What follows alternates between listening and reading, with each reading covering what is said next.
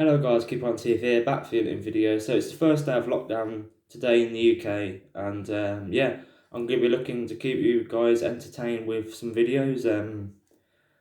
It's just crazy, isn't it? The UK goes into lockdown for 3 weeks, and we're going to be stuck indoors unless um, you have to go shopping for food and all that. Yeah, so I'm going to be creative in this video. I'm going to be looking back at the 2016-2017 season.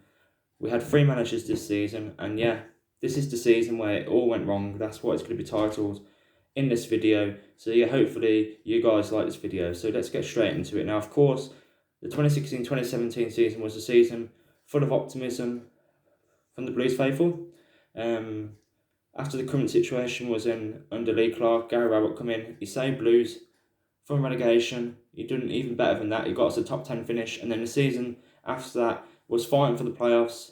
And then come April, we dropped off in form, and that's what cost us a playoff place. We finished in 10th yet again though, so two top 10 finishes in Gary Rowett's first two, well, one and a half seasons you could say, because he come in halfway through the season in 2014, 2015. So yeah, and it led to 2016, 2017. I genuinely thought this was going to be the year where we got promotion to the Premier League. Everyone was in high spirits. We were selling a lot of seats, and so yeah, we're going to get into the summer. So before the season started, we signed Ryan Shotton on a permanent deal after he was on loan last season. We couldn't sign John Terrell after his brilliant performance on loan from Arsenal last season. So yeah, that was disappointing. So we moved for Robert Tescher, returning to Blues from Nottingham Forest on a permanent deal. He was currently he used to play for Blues in 2014, 2015. Of course, he was on loan, and Gary Rowett was a big admirer of him, and so he brought him back. And we signed Greg Stewart from Kilmarnock in the Scottish League. And we brought in Adam Lenkins as backup for Kushak. And we also brought in Che Adams. Che Adams, of course, now currently at Southampton. We brought him in for 1.5 million from Sheffield United, and yeah, it was an exciting summer. We brought some good players in, and yeah, so this was a season where the Blues faithful were optimistic. We actually believed something was going to happen. We was going to actually challenge for promotion for the first time since that Chris Hughton season. But yeah, the season started with a 0-0 draw against Cardiff. We didn't have the best of starts of the season, to be honest. Losing, I think, no, we only lost 1 out of 4. But we drew 2 games, so it's not like we was winning games. We was drawing and losing. And Chatham scored his first goal against Wolves in 3-1 defeat, and then we bounced back after that game. We beat Norwich 3-0. Clayton Donaldson scoring, I believe, no, it wasn't a hat trick, was it? He scored 2, and I believe David Davis scored the other one. So yeah, we was in a good run of form in September.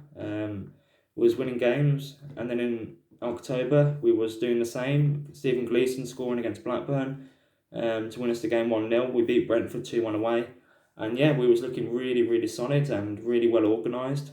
And that game against Aston Villa in October, the stadium was just electric. It's been electric every derby game at St Andrews, but that 2017-2018 season, even 2018-2019, the atmosphere wasn't as good as the game in 2016-2017. Of course, we didn't play them in years in a league game. Of course, we played them in the League Cup game the previous season, and we lost 1-0. Rudy just dead scoring a header. But yeah, this game, it was just like something different. You could just feel something was going to happen. Of course, Gary Gardner scored with a looping header, but when David Davis scored, the stadium just erupted. And yeah, I genuinely thought that something big was going to happen at Birmingham City. Like I keep saying, genuinely, I keep using that word. But yeah, and then November, we were still going good. I think we was fourth at one point in November, but then December come the month where everything went wrong in this season. We lost 3-0 at home to Barnsley, lost 4-0 away to Newcastle. We beat Ipswich 2-1 at St Andrews, and was currently, I believe, in the top 6, if not just out of it. So I think we was 7th or 6th. And the announcement come TTA, of course, they come in, they took over. The takeover happened. Sorry, I've completely forgot about that. The takeover happened. I think it was October time, and yeah, they sacked Gary Rowett, and I was like, "Are you crazy? Has the world gone mad? Are you Villa?" Some people were saying they're Villa fans, but yeah, I was like checking my phone, seeing if this is no like, well, I'm not going to say April Fools, but I thought this was some kind of prank, but no, it wasn't. Gary Rowett was sacked after getting us from 23rd place to challenging for promotion. He was sacked, and I was like, you need to explain yourself, TTA. We was doing better without owners, which is a crazy situation. And yeah, if Gary Rowett would have stayed that whole season, I thought we would have got at least into the playoffs. So yeah, and then Zola come in, sold Cadiz, and it just went all downhill from there. He took 12 games to win his first game, and that season was just painful. It was agony. And then we beat Wolves 2-1 at Molineux. Even then, we was lucky to win that game. And the game where, well, there was 2 games where Zola's reign couldn't continue. 1-1 draw away to Rotherham. Kevin Fry scoring a free kick.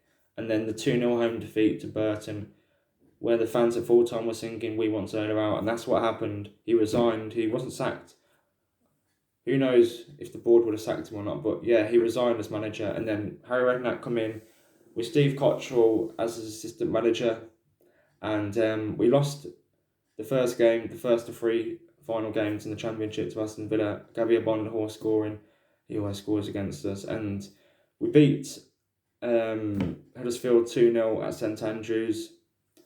Craig Gardner, of course, he returned as well in January. He scored the penalty, and I believe it was Jonathan Grounds with a header that scored the opener, and then Craig Gardner finished Huddersfield off. Of course, Huddersfield rested about 11 players in that game because they was already qualified for the playoffs. And the last game of the season, before I get into that, I remember when Aston Villa fans were wearing Blackburn shirts. That was pretty crazy, to be honest. But the last game of the season, we had to win it.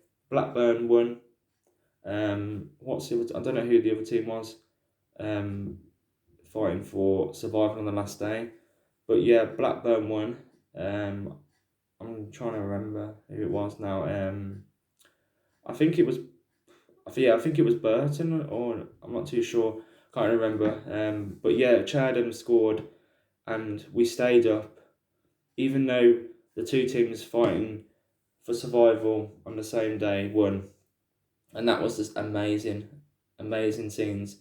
A season of highs and lows, and yeah, the fans were just relieved in a way, because we couldn't have gone from playoff contenders to relegation content. Like it was just a crazy season. But Chatham salvaged our season, and yeah, we stayed up yet again on the final day of the season. We seem to do that a lot, but we couldn't do it in the Premier League. But yeah, guys, that season was crazy. Plenty of highs and lows, like I just said. And yeah, what's your thoughts on the 2016-2017 season? Leave it down in the comments. Make sure to like, share, subscribe. It's been Keeper on TV. Thanks for watching, guys. It's been a long video today. Hopefully you enjoyed it. And yeah, stay safe. Don't go out unless you have to. Keep it on.